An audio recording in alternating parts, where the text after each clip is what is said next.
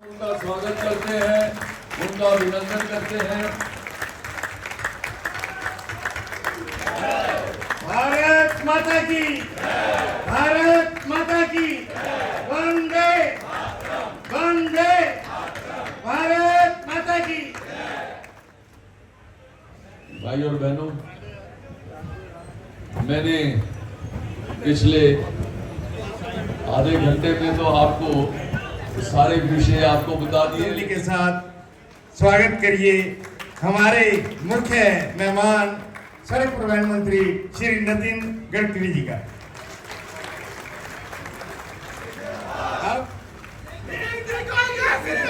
जय श्री राम, जय श्री राम, जय श्री राम, जय श्री राम। सरकार पंजाब के साथ साइन नहीं करती। सतपाल मलिक थे जब कप्तान साहब मेरे पास आए, चीफ सेक्रेटरी पंजाब के आए, मैंने सतपाल मलिक को कहा, उस समय सरकार बर्खास्त हुई थी कश्मीर। मैंने बोला ये चीफ सेक्रेटरी पंजाब को भेज रहा हूँ, ऐसा ऐसा मामला है पानी का, आप एग्रीमेंट साइन करो और भेजो। यहाँ पंजाब के चीफ सेक्रेटरी गए, 3 दिन में एग्रीमेंट हुआ, मैंने झगड़ा निपटा। अब पाकिस्तान में जो पानी जा रहा था वो हम रोक कर पंजाब में लेकर आ रहे, हरियाणा में लेकर आ रहे, ताकि हमारा यहाँ का विकास हो। ये कांग्रेस के राज में हुआ ही नहीं। ये दिल्ली में कचरे के पहाड़ लगे हुए हैं। अब ये UR2 आपके लिए बहुत आसान होगा, दिल्ली एयरपोर्ट जाना होगा तो पानीपत के बाद आपको 2 घंटे लगते हैं दिल्ली एयरपोर्ट जाने के। और वही हमने UR2 एक रोड बनाया है, वहाँ से डायरेक्ट द्वारका एक्सप्रेस हाईवे, अब वो टनल बना रहे हैं, टनल बन गई है, डायरेक्ट T3। तो 2 घंटे के बजाय 20 मिनट में एयरपोर्ट में जाना, पानीपत से 20 मिनट में। अब द्वारका एक्सप्रेस हाईवे तो स्टेट ऑफ आर्ट प्रोजेक्ट है, आप जरूर देखने के लिए शायद देखा होगा। ये सब क्यों हो पाया? टेक्नोलॉजी, एक पिलर पर 3 ब्रिज हो रहे हैं। मैं अभी नागपुर में पहली बार हमने बनाया कि नीचे में रोड, ऊपर में फ्लाईओवर, उसके ऊपर में मेट्रो।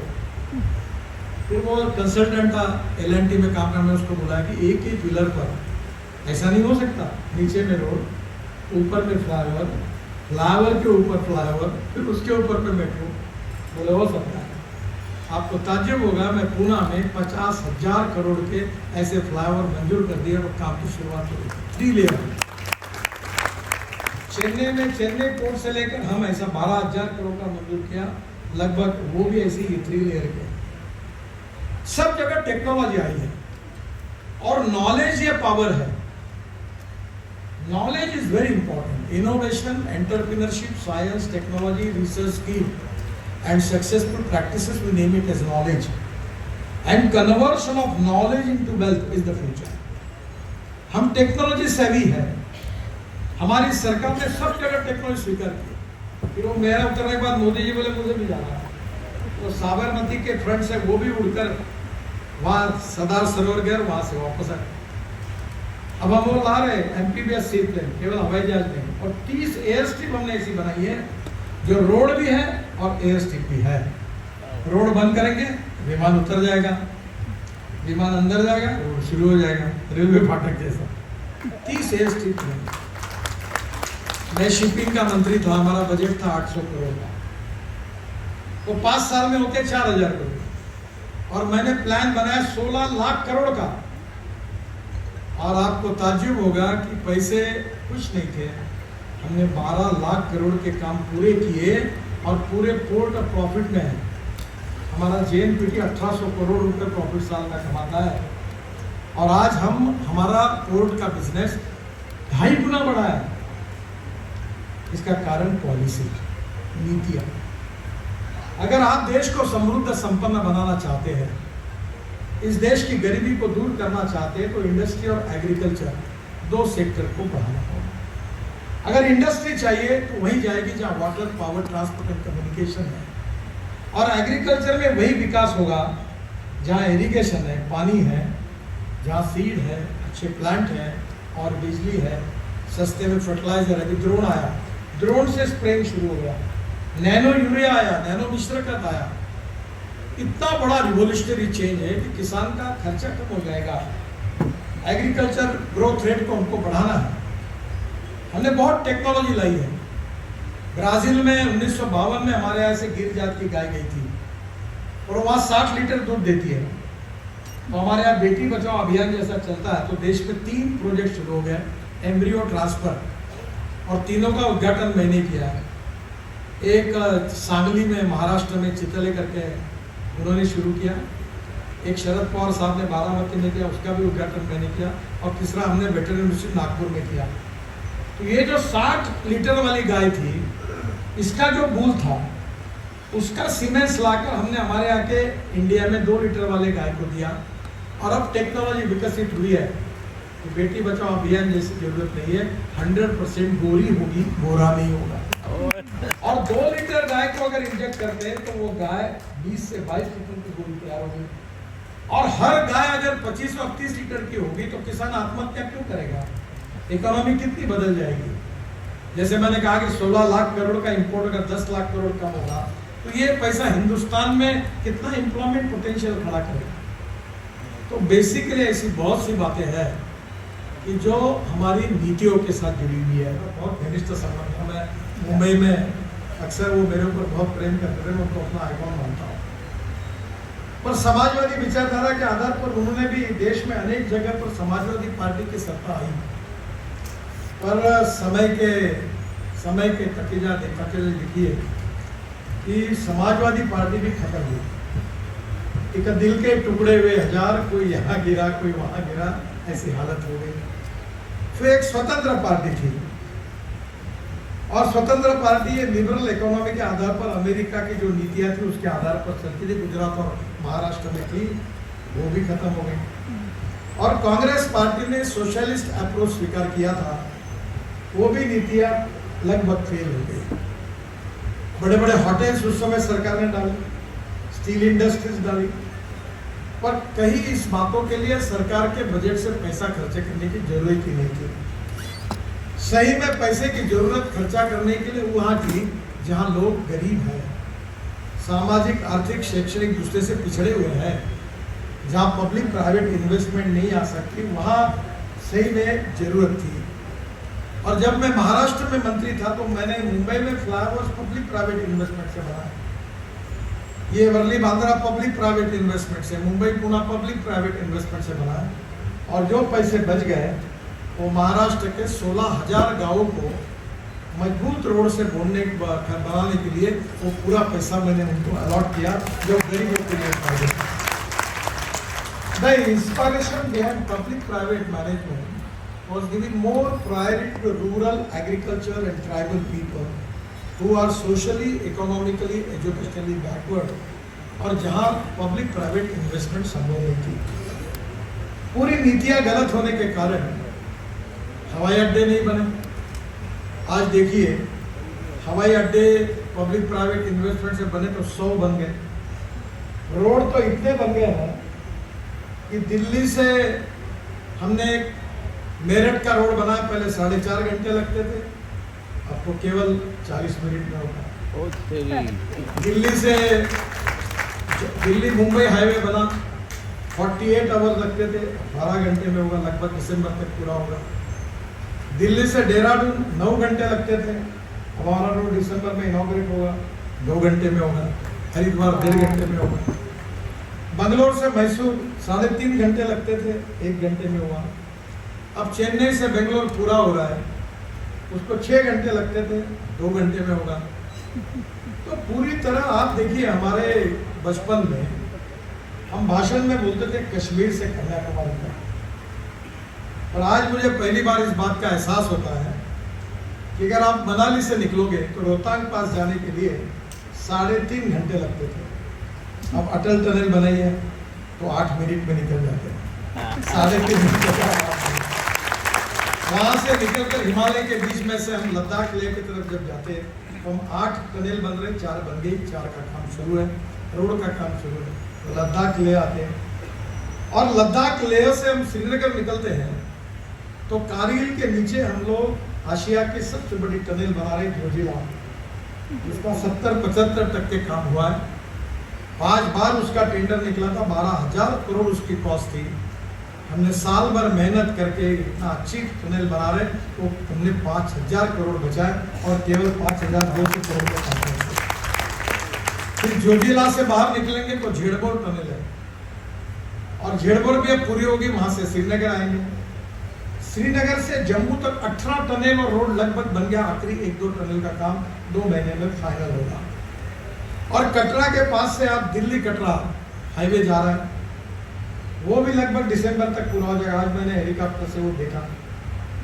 और कटरा से अमृतसर और अमृतसर से दिल्ली, यानी दिल्ली से अमृतसर 4 घंटे में और कटरा 6 घंटे में और श्रीनगर 8 घंटे में। और उस हाईवे से दिल्ली आएंगे तो दिल्ली मुंबई हाईवे को जुड़ जाएंगे। और दिल्ली मुंबई हाईवे से अगर आप जुड़ जाएंगे तो डायरेक्ट आपको अगर साउथ इंडिया जाना है, जैसे चेन्नई, बेंगलोर, मद्रास, कन्याकुमारी, हैदराबाद, त्रिवेंद्रम, कोचीन, तो ये आपको मुंबई जाकर मुंबई से पुणे और पुणे से सोलापुर और कोल्हापुर से साउथ में जाना पड़ता है। अभी हमने 80,000 करोड़ का नया रोड बनाया कि सूरत से नासिक, नासिक से अहमदनगर, अहमदनगर से सोलापुर, सोलापुर से कर्नूल और कर्नूल से कोचीन, त्रिवेंद्रम, हैदराबाद, कन्याकुमारी, चेन्नई, बेंगलोर और मंगलोर। तो चेन्नई से दिल्ली डिस्टेंस 320 किलोमीटर कम हुआ है। आप ये समझिए कि लॉजिस्टिक कॉस्ट कितनी कम है एक्सिस कंट्रोल एक्सप्रेस हाईवे से। अब आप ही मुझे बताइए कि 60 साल कांग्रेस की सरकार थी, कितने हाईवे मिले आपको? कितने मिले? कैसा ट्रैफिक जाम था? और आज स्थिति ऐसी है कि जो 60 साल में नहीं हुआ वो काम केवल 10 साल में हुआ। इसका श्रेय किसको है? मुझे भी नहीं है और मोदी जी को नहीं है और किरण जी को भी नहीं है। इसका श्रेय किसी को है तो मेरे सामने बैठी हुई जनता को है। अगर आप उस समय किरण जी को चुनकर नहीं देते, मोदी जी चुनकर नहीं आते, हमारी सरकार नहीं आती, मंत्री नहीं बन पाता, और मंत्री नहीं बनता तो काम कहां से होता? तो ये तो जनता के कारण हुआ। और इसलिए मैं आपको ये बताता हूं कि ये भविष्य आपका है। हमारे देश के जीडीपी ग्रोथ में 12% आता है एग्रीकल्चर और अलाइड सेक्टर से, और करीब 22 से 24% आता है मैन्युफैक्चरिंग सेक्टर से, और 52 से 54% आता है सर्विस सेक्टर से। 1947 में 90% आबादी गांव में रहती थी, 30% माइग्रेशन हुआ। लोग अपना गांव छोड़कर दिल्ली, मुंबई, कलकत्ता, चेन्नई, बेंगलोर में क्यों आए? खुशी से आए? मजबूरी से आए। गांव में रहने के लिए अच्छा घर नहीं, अच्छा रोड नहीं, पीने के लिए पानी नहीं, युवाओं को रोजगार नहीं, फसल के सही दाम नहीं, और इसलिए एग्रीकल्चर, रूरल, ट्राइबल सेक्टर पूरी तरह तकलीफ में है। हमने जल, जमीन, जंगल और जानवर पर आधारित ऐसी टेक्नोलॉजी विकसित की कि मैं वैसे तो एग्रीकल्चर में ज़्यादा काम करता हूँ, मुझे 9 डिलीट्स मिली है डॉक्टरेट। मैं इतना विद्वान नहीं हूँ, और 5 डिलीट्स जो मिली हैं यूनिवर्सिटीज़ की, वो एग्रीकल्चर यूनिवर्सिटी की मिली है। तो मैं एग्रीकल्चर में काम करता हूँ 2004 से। मैं वन साइड मिशन जैसा बोल रहा था कि इस देश का किसान ये अन्नदाता नहीं, ऊर्जादाता बन सकता है, ईंधन दाता बन सकता है, विटामिन दाता बन सकता है, और हवाई ईंधन भी बना सकता है। और जब कोई आउट ऑफ बॉक्स बात करता है तो लोग विश्वास नहीं करते। एक बार मैं कह रहा था कि पानी से हाइड्रोजन होगा, हाइड्रोजन पे गाड़ी चलेगी, ट्रक चलेगी, बस चलेगी, हवाई जहाज चलेंगे। तो मेरी पत्नी ने मुझे कहा कि तुम जो कुछ बोल रहे हो उस पर मेरा ही विश्वास नहीं बैठता, तो लोगों का कैसे बैठेगा? क्योंकि बात बड़ी अलग थी। तो मैं ट्रांसपोर्ट मंत्री हूँ, ये पूरे ऑटोमोबाइल इंडस्ट्री मेरे अंडर है। तो मैंने विक्रम किर्लोस्कर जो टोयोटा इंडिया के अध्यक्ष है उनको फोन किया, विक्रम मुझे किसी भी हालत में हाइड्रोजन की गाड़ी चाहिए। वो बोला ये, वो बोला आई डोंट नो एनीथिंग, मुझे चाहिए नहीं चाहिए, तो लाओ। अब मेरे पास गाड़ी है दिल्ली में, उसका नाम है मिराई, जापानी वर्ड है, मिराई मीन्स फ्यूचर। और मेरी गाड़ी मर्सिडीज से भी अच्छी है, और वो हाइड्रोजन पे चलती है, और हाइड्रोजन फ्यूचर का फ्यूल है। किसी व्यक्ति के भविष्य का फैसला करने वाला चुनाव नहीं है। ये चुनाव सही अर्थ में हमारे देश के जनता के भविष्य का फैसला करने वाला चुनाव है।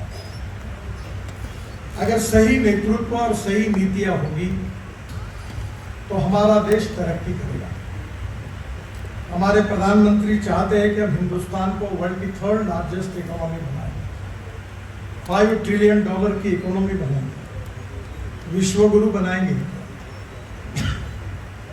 गांव, गरीब, मजदूर, किसान इसका कल्याण करके भय, भूख, आतंक और भ्रष्टाचार से मुक्त एक सुखी, समृद्ध और संपन्न हिंदुस्तान बनाएंगे। अगर ये उद्देश्य पूरा करना होगा तो सबसे इम्पोर्टेंट है कि हमारी पॉलिसीज, हमारी नीतियाँ सही होनी चाहिए। और दूसरी इम्पोर्टेंट बात यही है कि नीतियाँ अगर सही होगी तो उसके साथ नेतृत्व भी ईमानदार और सही होना चाहिए। मैं आपको याद दिलाना चाहता हूँ कि 1947 को हमें स्वाधीनता मिली और 47 से आज तक 75 साल लगभग पूरे हो गए। और इस 75 साल में कांग्रेस पार्टी को करीब 60 साल देश पर शासन करने का मौका मिला।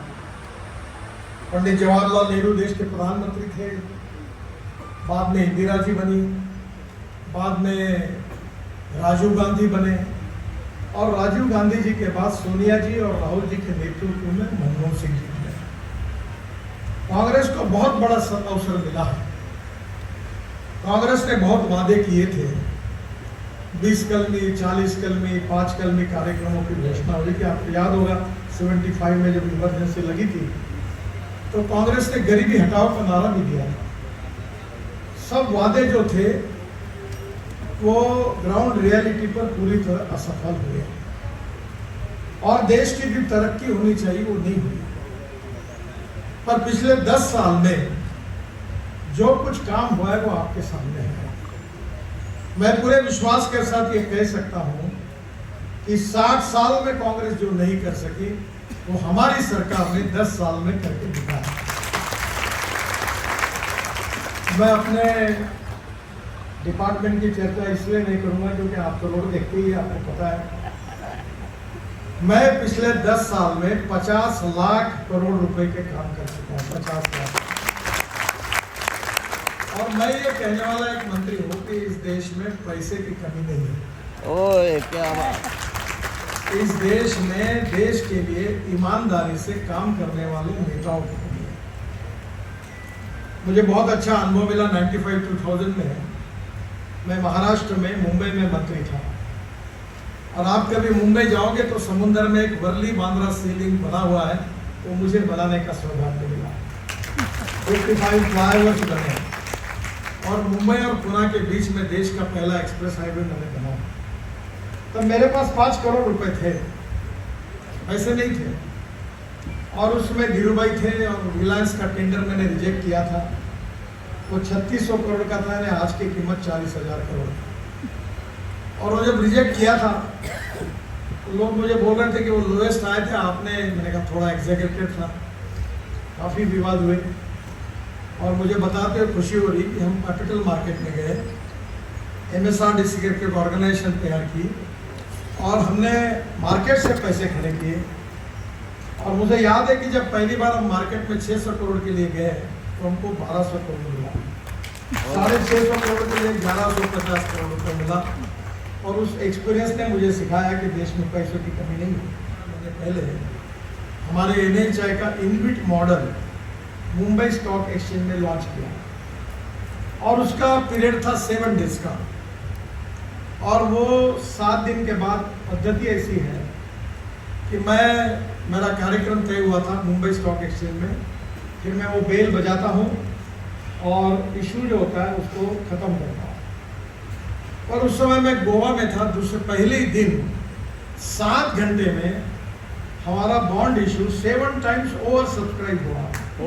हमारे मेंबर फाइनेंस ने मुझे फ़ोन करके बताया कि आप जल्दी आओ, जैसे बरसात पड़ती है वैसे पैसा आ रहा है, अब हम इतना ले नहीं सकते, वापस करने में दिक्कत होगी, आप जल्दी मुंबई आइए और बेल बजाइए और इसको क्लोज करिए। मैं गोवा से मुंबई गया, तुरंत सुबह दूसरे दिन बेल बजाई और मैंने बॉन्ड इशू ख़त्म किया। Over subscribe, 7 times over subscribe. और ये मैं तो पक्का कह सकता हूँ कि मैं 50 लाख करोड़ का काम कर चुका हूँ और अभी मुझे और इस बात का मन में थोड़ा सा संकोच है कि और 20-25 लाख का कर सकता था, पर वो हो नहीं पाया। इसका कारण ये है कि देश में पैसे की कमी नहीं है, पैसा है। और इसलिए आज पहली बार देश में हमने जो आर्थिक नीति अपनाई है, वो आर्थिक नीति क्या ही है, सबसे पहले आप जैसे सुज्ञ और सुशिक्षित लोगों ने इस बात को समझना चाहिए। देखिए, हमारे को जब स्वाधीनता मिली तो देश में 3 विचारों का काफी बोलबाला था। एक कम्युनिस्ट विचारधारा थी, लेफ्टिस्ट और राइटिस्ट। चीन और रशिया में उसके ओरिजिन थे। और वो कम्युनिस्ट पार्टी, मैं जब बीजेपी का अध्यक्ष था तो चीन के राष्ट्राध्यक्ष ने हमें आमंत्रित किया था। मैं पहली बार जब शंघाई पहुंचा तो पूरा पब्लिक प्राइवेट इन्वेस्टमेंट में शंघाई में बड़ी बड़ी बिल्डिंगें बन रही थी। और बाद में जब वो पार्टी के साथ डिस्कशन हुआ तो मैंने प्रेसिडेंट को पूछा कि आप जो माओवादी कहते हैं, कुछ मार्क्सवादी कहते हैं, कुछ लेनिनवादी कहते हैं, तो ये लिबरल इकोनॉमी में जो अमेरिकन साम्राज्यवादी लिबरल इकोनॉमिक अप्रोच है, कि आपने कैसे स्वीकार किया? तो उन्होंने कहा कि हमें कुछ मालूम नहीं, देश के हित में जो हमने स्वीकार किया है। तो मैंने उनको कहा कि वो लाल झंडा ही रहा, सब तुम बदल गए। यही बात रशिया में हुई। और आपको कभी मौका मिला तो हंगेरी करके एक देश है, बुडापेस्ट उसका कैपिटल है, और वहाँ एक गार्डन है। मैं उस गार्डन में गया था, एक कोने में 10, 12, 15 प्रतिमाएं उखाड़ कर फेंक के वहां रखी हुई है। तो मैंने कहा ये प्रतिमाएं किसकी है? वो मार्क्स से लेकर लेनिन तक सबकी कम्युनिस्ट विचारधारा के जो लोग थे, उनकी प्रतिमाएं उखाड़ उखाड़ कर एक फेंक दी थी लोगों ने, वो एक गार्डन में कोने में रखी हुई है। यानी कम्युनिस्ट विचारधारा यशस्वी हुई। आज रशिया हो या चाइना हो, उन्होंने भी अपनी नीतियां बदल दी। फिर हमारे देश में एक समाजवादी पार्टी थी, डॉक्टर महामनोहर लोहिया जी के नेतृत्व में Madhu Limaye, George Fernandes, मधुदंडवते, Mrinal Gore, S N Joshi, नागर गोरे, जॉर्ज फर्नांडिस स्टॉलवर्ड नेता थे। आप ये पराली जलाते हैं यहाँ पंजाब हरियाणा में, पूरा दिल्ली में प्रदूषण होता है। The 3 important factors for the society is ethics, economy, ecology and environment.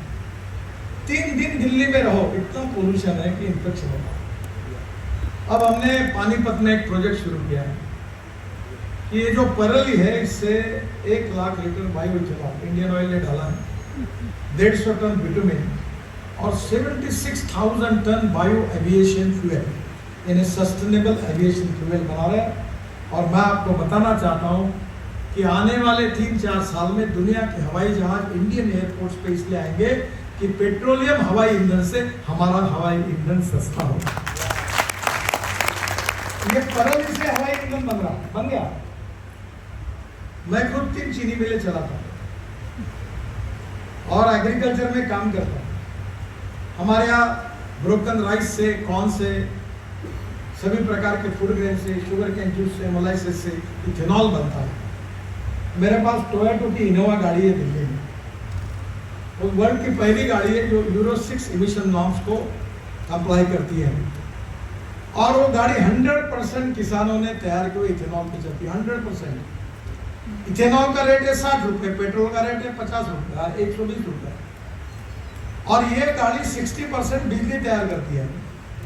तो एवरेज की तुलना में अगर पेट्रोल से तुलना की जाए तो 25 रुपए लीटर पेट्रोल का भाव होता है, 25 रुपए लीटर। अब मुझे बताइए, 16 लाख करोड़ का हमारा फॉसिल फ्यूल का इम्पोर्ट। हमने देश में इलेक्ट्रिक बस लाई, इलेक्ट्रिक कार लाई, इलेक्ट्रिक स्कूटर लाई, और हमने तो तय किया अगले साल इलेक्ट्रिक का ट्रैक्टर और फ्लेक्स इंजन पर इथेनॉल का ट्रैक्टर भी आएगा। इंपोर्ट सब्स्टिट्यूशन फ्री और इंडिजिनियस। और किसान केवल अन्नदाता नहीं रहेगा, क्योंकि आजकल हमारे यहाँ शुगर सरप्लस, गेहूं सरप्लस, चावल सरप्लस, और इसलिए किसान को सही कीमत नहीं मिलती। तो diversification of agriculture towards energy and power sector, ये हमारे सरकार ने निर्णय किया। और अभी तो G20 में हमने ग्लोबल अलायंस बनाई, ये बायोफ्यूल की। और अब वर्ल्ड में जो टेक्नोलॉजी आएगी हमारे यहाँ से जाएगी। और इसलिए आने वाले समय में हमारा किसान अन्नदाता के साथ ऊर्जादाता बनेगा, ऊर्जादाता के साथ ईंधन दाता बनेगा। ईंधन दाता के साथ बिटुमिन दाता बनेगा और हवाई ईंधन दाता बनेगा। गांव समृद्ध संपन्न होंगे और ये 16 लाख करोड़ का इंपोर्ट बचेगा। इसमें से 10 लाख करोड़ गांव में जाएंगे तो स्मार्ट शहर नहीं, स्मार्ट विलेज बनेगा। This is very important which is related with the policy. किसी देश के विकास को अगर आपको गिनना है तो इंपॉर्टेंट क्या है कि हमारा एक्सपोर्ट कितना है और इंपोर्ट कितना है। हम इंपोर्ट कितना कम करेंगे और एक्सपोर्ट कितना बढ़ाएंगे, उस पर देश की इकोनॉमी निर्भर होती है। आपको याद होगा एक समय ऐसा आया था कि हमारा फॉरेन एक्सचेंज रिजर्व लगभग खत्म हो गया था। आज हमारे पास record break foreign exchange reserve है। और इसलिए मैं आपको बताना चाहता हूं कि अभी बड़े प्रमाण पर हमने इतनी स्कीम चलाई, इतनी टेक्नोलॉजी लाई, अलग अलग प्रकार की सब क्षेत्र में, कि अगर water, power, transport and communication होंगे तो हमारा देश का विकास होगा। मैं वाटर रिसोर्स मंत्री था। मुझे याद है कि पंजाब, हरियाणा, राजस्थान, उत्तराखंड, हिमाचल, दिल्ली सब झगड़े ही झगड़े थे, 23 झगड़े थे। और हम जब भारत पाकिस्तान हुए तो हमारे 3 नदियों का पानी पाकिस्तान को मिला, 3 को हमको मिला, पर हमारे अधिकार का पानी भी पाकिस्तान जा रहा था। इसके लिए कोई नहीं बोल रहा। और पंजाब, हरियाणा में झगड़ा पानी के लिए। मुझे याद है मैंने सभी मुख्यमंत्रियों को बुलाया, 23 झगड़े थे, 17 महीने निपटा। और मैंने सब, वो कैप्टन साहब थे उस समय, मैंने कहा देखो साहब, तुम बैठो, बात करो, सोल्यूशन निकालो, साइन करो। मैं को दरवाजे नहीं खोलता, मैं चेंबर का दरवाजा नहीं खोलता। और 17 झगड़े निपट गए। और अब उत्तराखंड और हिमाचल में जो नए डैम बन रहे हैं, किशोर डैम, रेणुका, बहुत अच्छे हैं, जिससे दिल्ली को 2070 तक पानी मिलेगा, हरियाणा को पानी मिलेगा, पंजाब को पानी मिलेगा। मुझे याद है बादल साहब मेरे पास हर बार आते थे। ये जो इंदिरा कैनाल है ये पूरा फूटा हुआ था। वो बोल रहे हमारी जमीन खराब हो गई थी। पहली बार मैंने 2,500 करोड़ रुपए देके उसका कंक्रीटीकरण किया और उसके कारण राजस्थान के 7 डिस्ट्रिक्ट को पानी पहुंचा। 7 डिस्ट्रिक्ट के साथ कह सकता हूं मैं 50 लाख करोड़ रुपए के काम कर चुका हूं।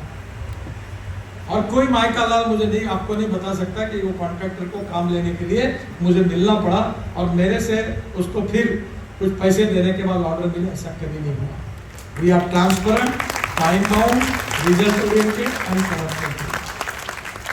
और इसलिए इस देश के भविष्य को आप बदलना चाहते हो या नहीं, इस देश को सुखी, समृद्ध, संपन्न बनाना चाहते हो या नहीं, इस देश की गरीबी, भूखमरी, बेरोजगारी दूर करना चाहते हो या नहीं, इस देश को विश्व गुरु बनाना चाहते हो या नहीं, इस देश को दुनिया की तीसरी अर्थव्यवस्था बनाना चाहते हो या नहीं, मुझे लगता है ये आप बनाना चाहते हो। आपके दिल में भी यही है और यही संभव होगा अगर इस समय फिर से एक बार एनडीए की सरकार आएगी, मोदी जी प्रधानमंत्री बनेंगे, तो ये निश्चित रूप से संभव होगा। 10 साल में आपने जो कुछ देखा था वो तो न्यूज़रील थी, असली फिल्म शुरू होना बाकी है। तो आप लोगों ने इस बार आपके भविष्य के लिए और देश के भविष्य के लिए मैं आपके पास ये अपील करने के लिए आया हूँ। देरी हुई है, ज़्यादा समय नहीं बोलूँ, खत्म करूँगा। कि मैं आपको यही बताने के लिए आया हूँ कि संजय हमारा उम्मीदवार है। मैं उनके पिताजी से उनको जानता हूँ, पढ़ा लिखा है और क्रियाशील होकर अच्छा कार्य करने की क्षमता भी उसमें है। आपकी समस्या को उठाने की भी ताकत है, सुलझाने की भी ताकत है। और एक अच्छे उम्मीदवार को एक्टिव, क्रियाशील हमने खड़ा किया है। किरण जी ने भी 10 साल यहाँ का नेतृत्व किया और मैं आपसे ये अनुरोध करूँगा कि निश्चित रूप से आपने अगर संजय को चुन कर दिया और बीजेपी की सरकार बनी, 100% बनेगी, बनने वाली है, तो फिर से एक बार देश कहीं से कहीं चला जाएगा। आज लोग अमेरिका का नाम ले रहे, चाइना का नाम ले रहे। मैं आपको विश्वास के साथ बताना चाहता हूँ कि लोग सब बातें भूल जाएंगे, पूरी दुनिया हिंदुस्तान का नाम ले। आशीर्वाद, आपकी शुभकामनाएं चाहिए। आपके आशीर्वाद और शुभकामनाओं से संजय चुनाव जीतेगा। इसलिए कमल के फूल की बटन दबाइए, फूल की वोट दीजिए और जो लोग आपके मित्र हैं आपके पारिवारिक संबंध है उनको भी कहिए। एक बात आखिर में कहता हूँ, जब कन्विंस करने का करना नहीं जाता तो कंफ्यूज करने की शुरुआत होती है। Some parties and some leaders confuse करने की कोशिश करते हैं, कभी झूठा प्रचार करते कि संविधान बदलने वाले, कुछ ये करने वाले, वो करने वाले। उनका ट्रैक रिकॉर्ड 60 साल का आपने देखा है, इसलिए कहीं भी कंफ्यूज नहीं होना और क्लैरिटी के साथ देश के हित में, गांव गरीब मजदूर किसान इसके हित में एक अच्छी सरकार, डेवलपमेंट फ्रेंडली सरकार, भारत को विश्व गुरु बनाने की क्षमता रखने वाली सरकार बनाने के लिए संजय को यहाँ से आप प्रचंड मतों से विजय करिए, यही आपसे अनुरोध करता हूँ। बाकी काम तो मेरे बहुत थे, लिस्ट बहुत थी, तुम ही रोज रोड पे जाओगे तो आप दिखेंगे, मैंने उसकी बात कुछ की नहीं। फिर बहुत बहुत धन्यवाद, आपका आभार।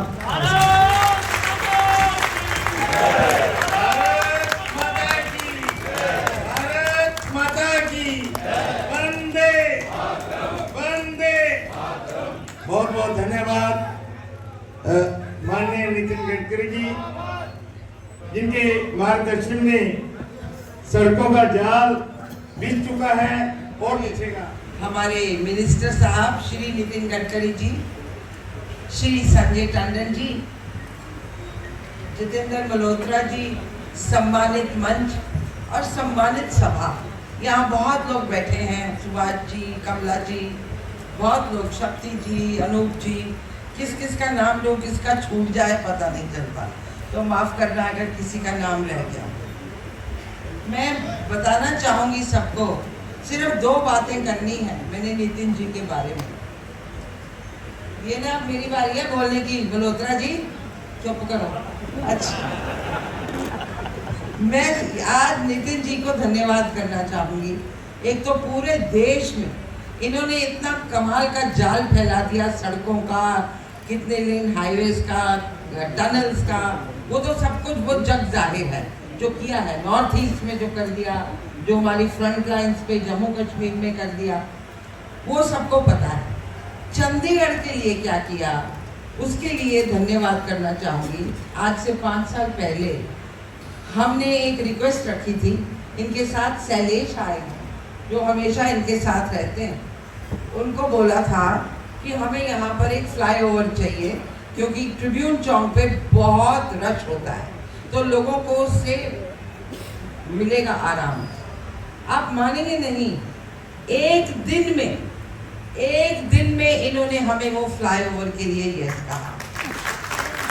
बहुत से लोगों ने तंग किया, हाई कोर्ट चले गए, उसे रुकवा दिया किसी ना किसी कारण से। अभी कुछ दिन पहले हाई कोर्ट ने फैसला सुनाया कि वो पास हो गया, वो बनेगा। ये किस्मत है ना, शुरू कोई करता है, उद्घाटन कोई करता है।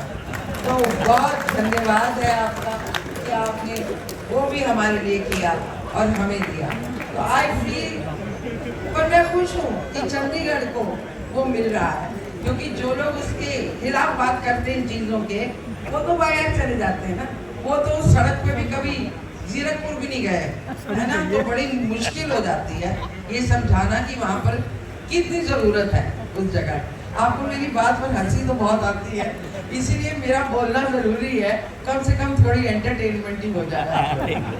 तो मुझे तो नितिन जी उस वक्त नवनिर्वाचित अध्यक्ष बने थे पार्टी के, और मुझे इनके साथ पहली मुलाकात बहुत अच्छे से याद है, और उन्होंने मुझे कहा था हम आपको नेशनल एग्जीक्यूटिव में भेज रहे हैं। और मैं नेशनल एग्जीक्यूटिव में कितने सालों तक रही, पार्टिसिपेट किया। I am very very wonderful. I think सबको गले मिलकर काम करते थे। He never did party or anything else. One of the most popular ministers in our country.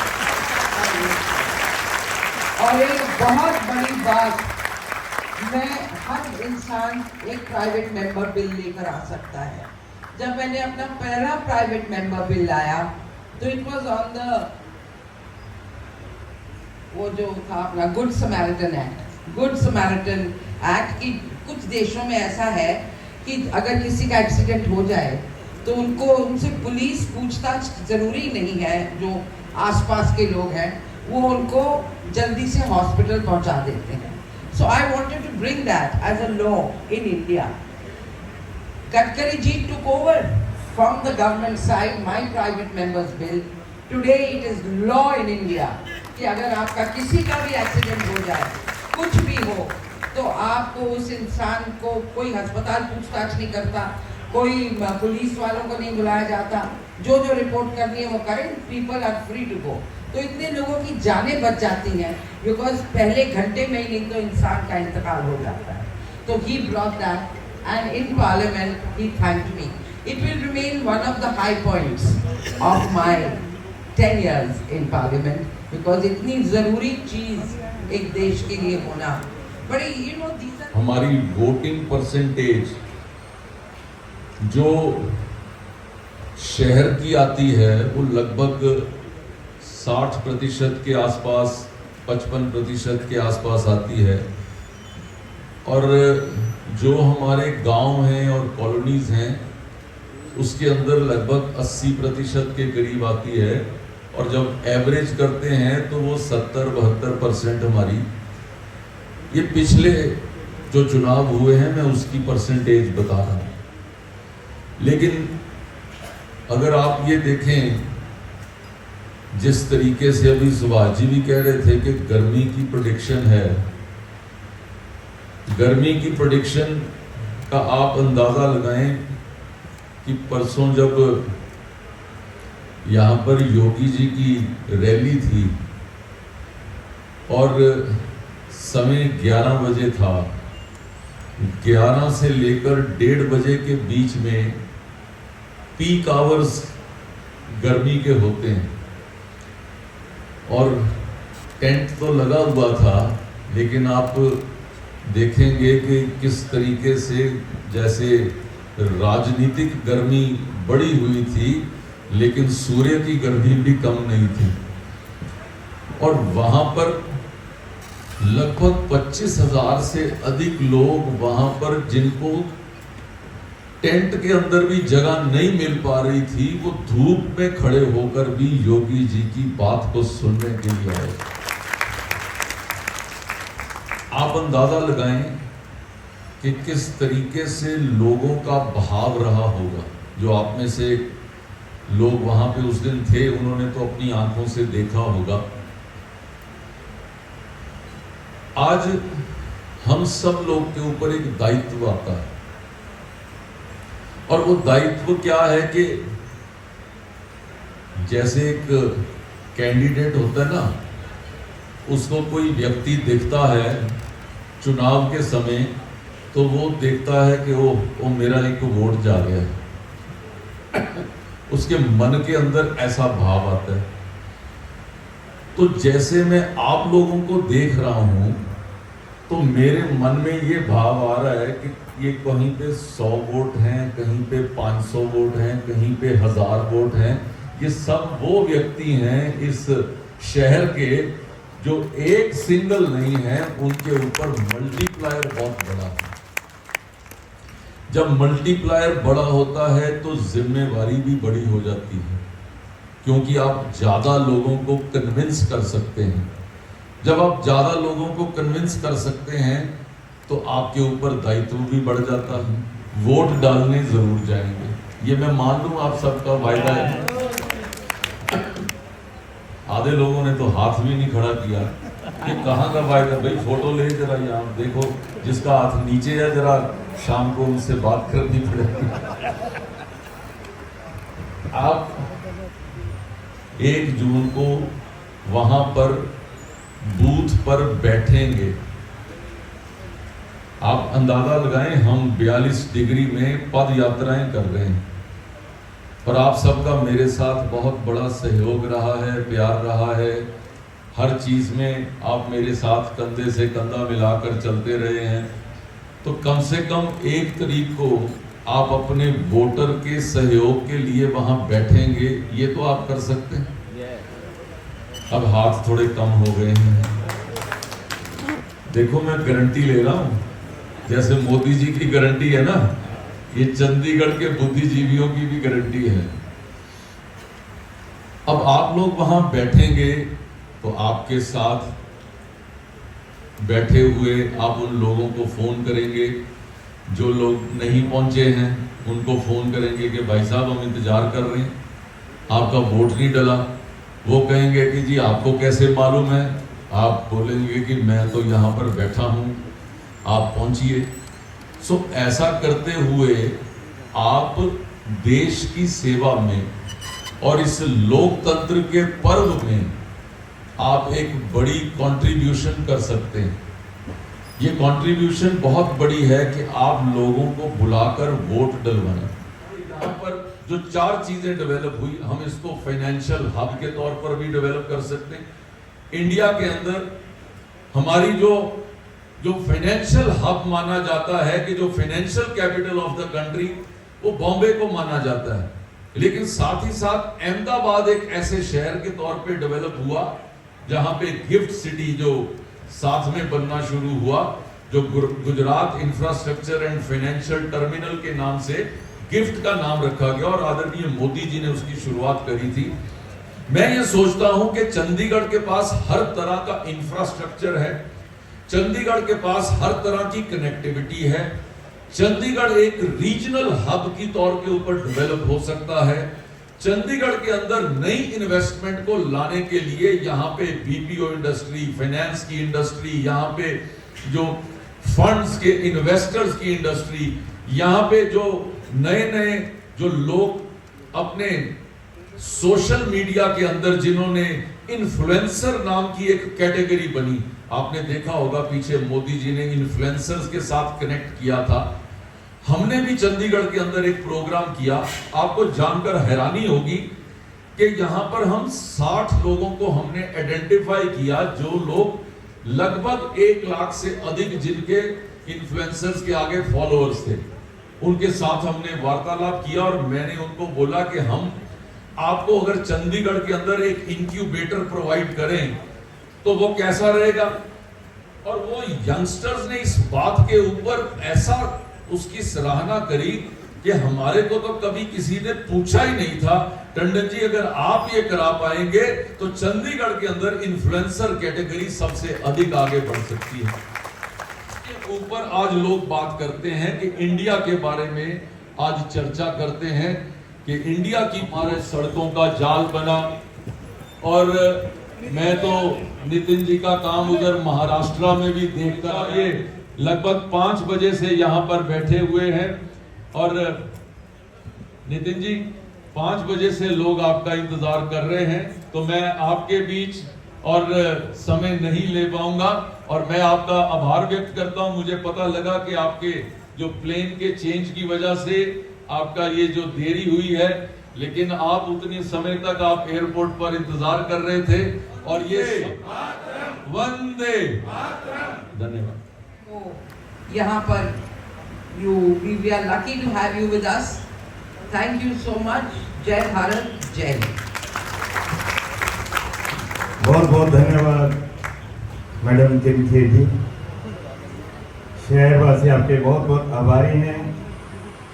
मैं आप सभी कन्वीनर्स को रिक्वेस्ट करता हूं, हमारे मुख्य मेहमान का भारत भाग्य विधाता, पंजाब सिंध गुजरात मराठा द्राविड़ उत्कल बंगा, विंध हिमाचल यमुना गंगा, उछल जलधि तरंगा, तब शुभ नामे जागे, तब शुभ आशीष मांगे, गाए सब जय गाथा, जन गण मंगल दायक जय हे भारत भाग्य विधाता, जय हे जय हे।